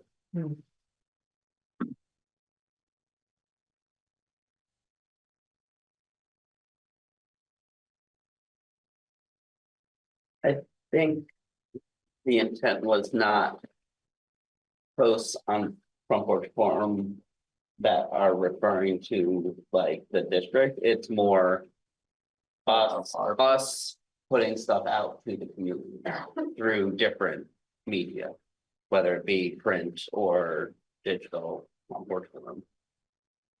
Because yes, I totally agree with what you just said, but I don't think that's the intent, is to be Of a like, measurement.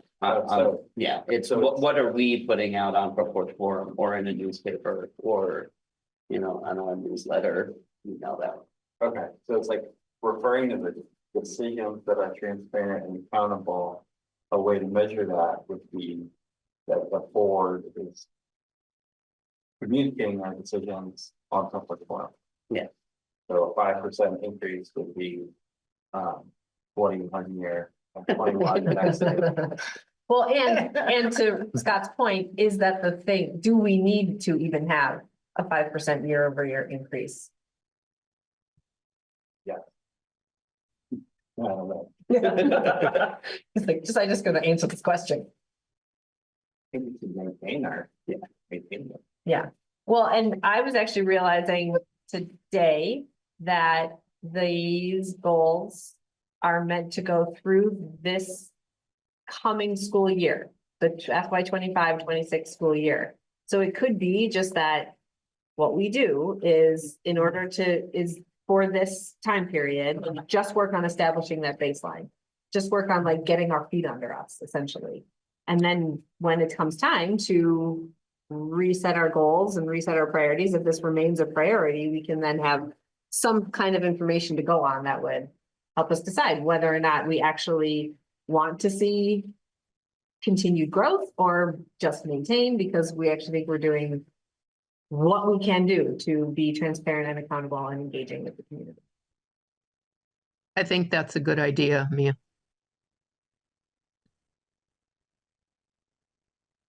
Which would, just to be very clear, then remove basically that last part, then see a 5% year-over-year increase from the third indicator of success.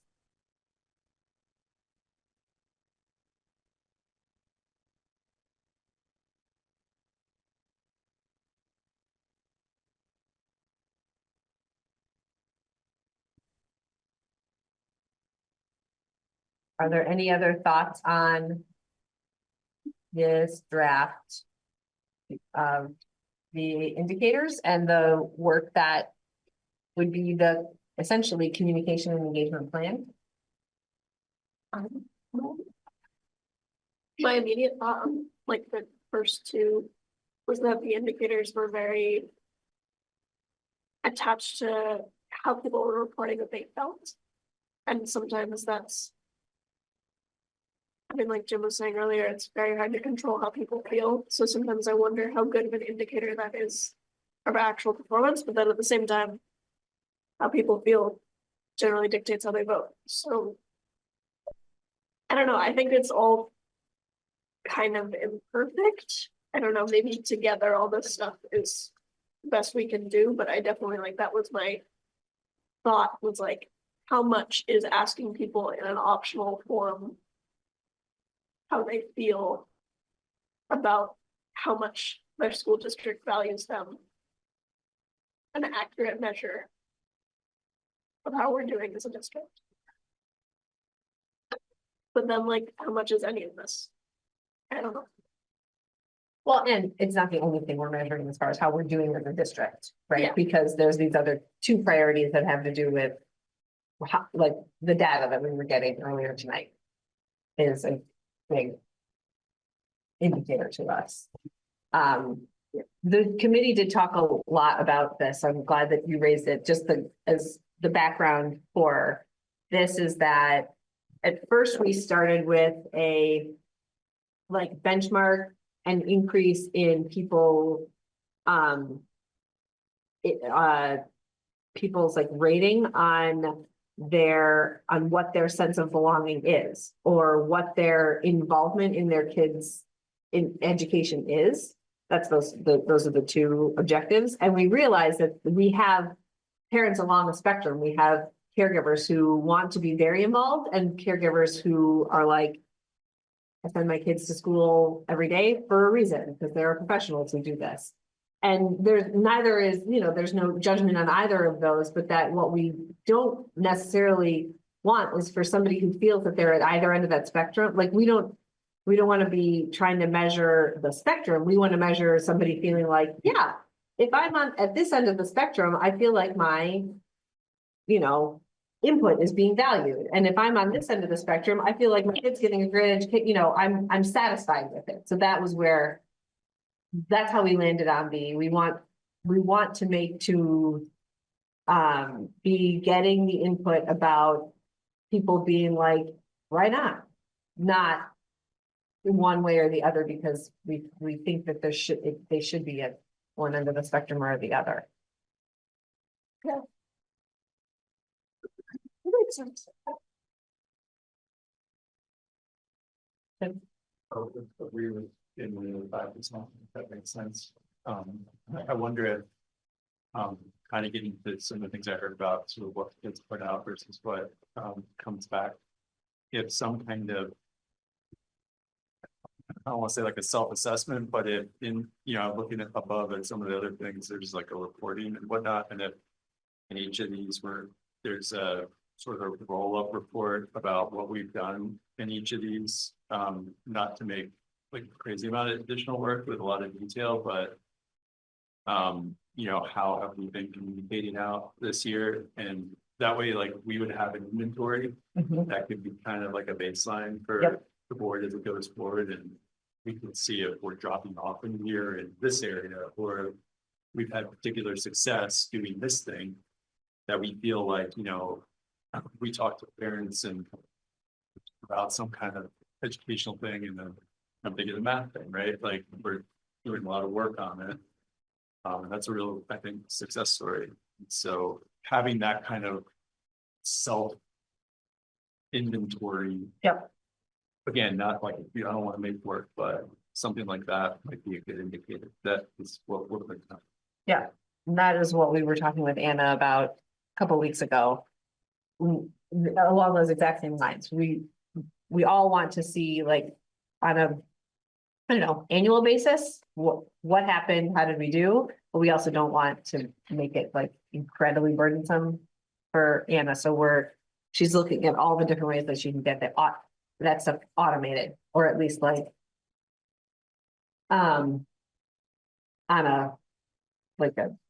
into a system that would make it easy to produce pretty easily. Yeah, I think some good caregiver, but I'm just sort of take a few minutes there. Everything's up on the website. Mhm.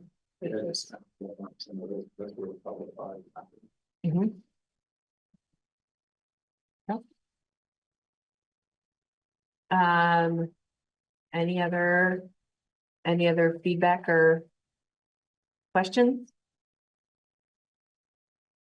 Yeah, no, thanks for all of the comments.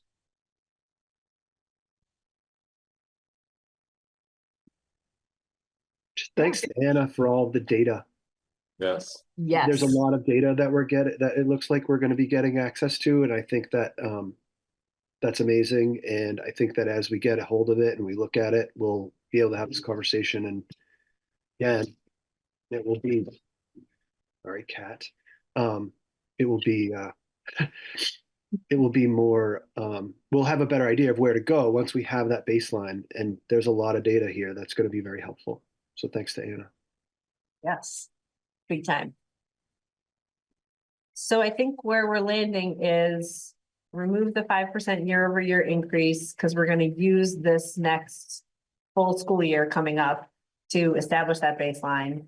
And then we can revisit. I mean, I think that's one of the nice things about this. It's like this can be the experimental time to see, did we articulate these well enough for ourselves, or what's missing, or whatever. So we'll call it good, definitely good enough for now, and let's give it a try. Great. Jim, I told you it'd be exciting. It was exciting.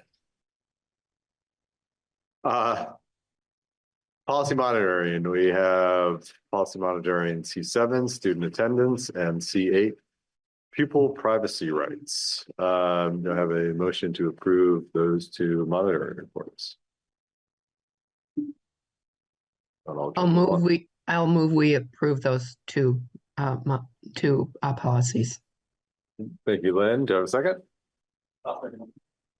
Any discussion, questions?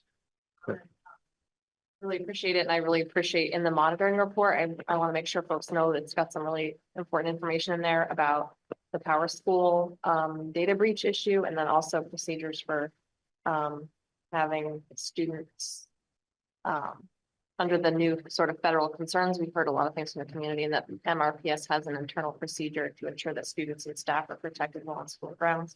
So there's some really important updates in that monitoring report. Thank you. Yeah, and thank you for pointing those out, and those obviously are issues we are all very concerned about. Other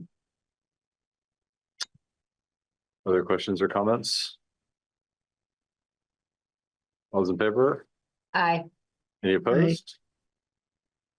And policy reading, first reading of policy replacing current policy. So we're replacing E1 with E1. Which is parent and family engagement policy, which I believe is some updates based on, Title I. yeah, based on Title I. Yeah, I would encourage folks who haven't already just read through this as well. There is a lot of overlap with sort of the same objectives and trying to measure and specific tools of outreach for families. So this was work done in concert with Libby and Mike Berry to make sure we got the language right, because it is specific to Title I. So there's a lot of very prescriptive pieces in here that we need to do. And then it does require engagement with parent and families before we approve the policy. So this is the first reading. And do we know what's going to happen with Title I if our unelected board gets rid of the Department of Education in the next week or two? Today, what I heard on NPR this morning, that Title I was in effect prior to the Department of Education's creation. And so there's, make the assumption that somewhere. Title I will be there after the getting rid of the Department of Education. Right. I'm gonna make that assumption because if it doesn't, then 50 states are gonna be in a lot of trouble. More than we are now. And maybe just for the record, do you mind explaining what Title I means? Sure. Title I is a federal grant that we receive every year based on our free and reduced lunch population. And so all three of our schools now receive Title I funding, and we pay primarily for some intervention positions through Title I. There's a little bit of other things, but it's really hard to use Title I dollars for other things. So we pay for salaries of interventions out of Title I. But with Title I, there's lots of rules that go with it.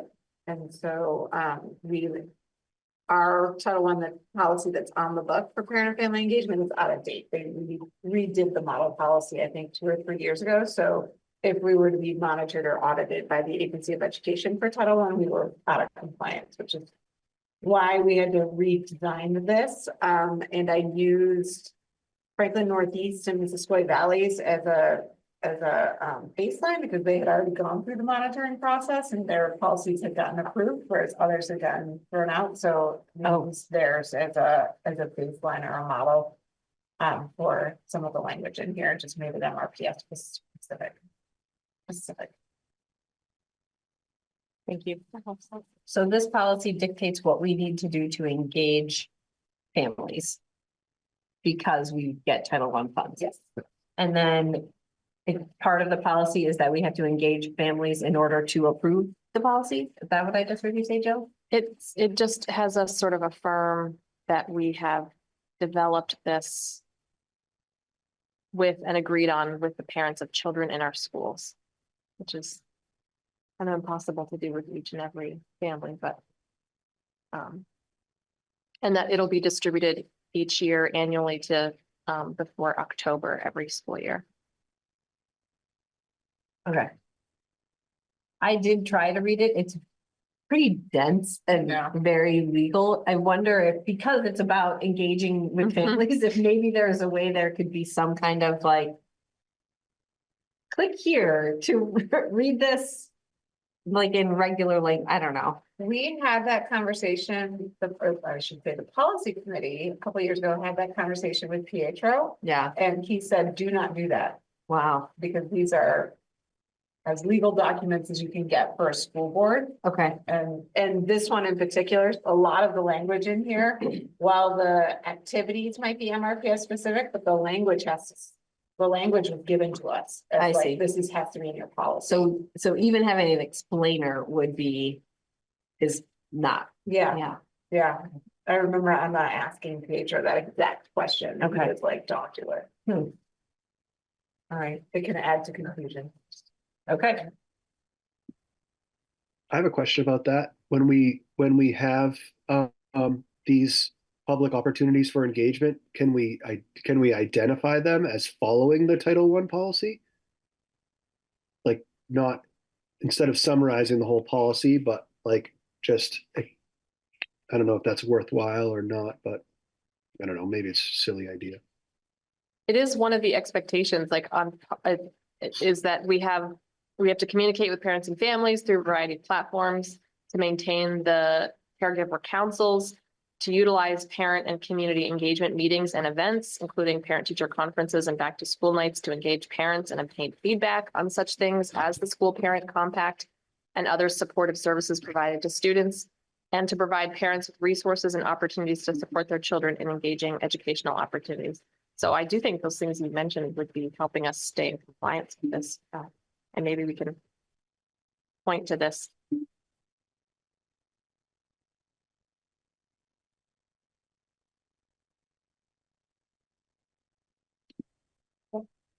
And then we have this on the agenda 2 more times? Yeah. Right? Yeah, and it could be argued that, these are public meetings that are warned public meetings, and that's an opportunity for the public to weigh in on the policy. Yeah. Yeah. When we send our heads up about a board meeting, we could make sure to highlight new policy that people could. Knowing that it doesn't sound like we have a lot of latitude in a lot of stuff. What's that, Jill? Knowing that we don't have a lot of latitude in Right. some of the text. Sounds like there's Yeah. not much we can change about Yeah. this one. Activities we can change. Yeah. Okay, But the- Newsletters, school board presentations, district website. Yeah, we can articulate the things. That's all our language, Mhm. yeah. Okay. But the 1, 2, 3, 4, 5, 6 big headings, yeah, that's Don't touch it. language we were given. don't touch it. Got it. There's a first reading, but means there's more readings. What's the process? So Yes. when you have a new policy, the new policy has to go through 3 readings. Doesn't have to. That's what we right, we do. did find out Yeah. that. We were under the impression that it had to go Yeah. through 3 readings. It is our process for it to go through 3 readings, and the idea is to just give it opportunity, one, for the board if we want to wordsmith it, or just if we don't pay attention to it a couple times, and then see something that we don't like, just so it doesn't speed through. And then also to give the public the opportunity to engage, with those members of the public that are reading our proposed policies. And then on the 3rd one, we vote formally as a board, or is it then the 4th meeting? I think the 4th meeting, we The put it, 4th meeting. did we put it in the consent agenda? Especially. Yeah. We'll vote formally as a board to adopt the policy. So given the thing, this is gonna go to the caregiver council sometime in that, before the vote. If someone says it there. Well, because it seems like that's a requirement. Is that like, Yeah, would that's what I that, was be- would that be what we would do to satisfy that requirement in the policy that is developed in concert with families? We can certainly bring it to the caregiver council. Might be a good idea, so. Maybe I can come. You are always welcome, Jill. You can be the one to say, nothing in this policy can change. Except for the activities. Are there any activities you would add to this list? I'm not, I just got a chat GPT summary of it while they're sitting there. It's pretty good. It's a lot more readable. Can I see it? Can you send it to me? We aren't allowed to link it. We aren't allowed to formally explain it to anybody, but I'd love to read it. So, but that's just to note, there's nothing we're doing with this right now. It's, I mean, we had this conversation, which is helpful, but we don't have to Come like back vote to or the next anything. board meeting, and then the third reading will be the first in March. And then if we want the caregiver council to be a part of it, be a part of the conversation, then that meets the third Thursday each month. So it'd be March. The third Thursday of March. Well, you could do it this February? No, That one's booked already. yeah, okay, never mind. Okay, then we can vote on it after that. Yeah, and we can, I mean, we're not in a hurry to speed this along, or we can give the time. Right. To it. We're already out of compliance, so. One more month's not gonna kill us. Yeah. The agency of education right now is There's not certainly- going to monitor. They're certainly not coming to take a Yeah. look at this policy right now. Like take away the money. Before we adjourn, there was something I was gonna say during consent agenda that I missed because I wasn't here. Do you mind if I Yeah, go It's ahead. very, very brief. I just wanted to note, congrats to all of us on renewing Libby's contract. Because Oh, yeah. we all worked together on that. I'm really, proud of how the board worked together on that. And I'm thrilled, Libby, that you'll be with us for another 3 years. Me too. I have said many times, being a superintendent is an impossible job. And I just think we're really fortunate to have you in this role, so. Yeah. I wanted to say that. All right. Move to adjourn. Do I have a second? I'll second that. All those in favor? Bye.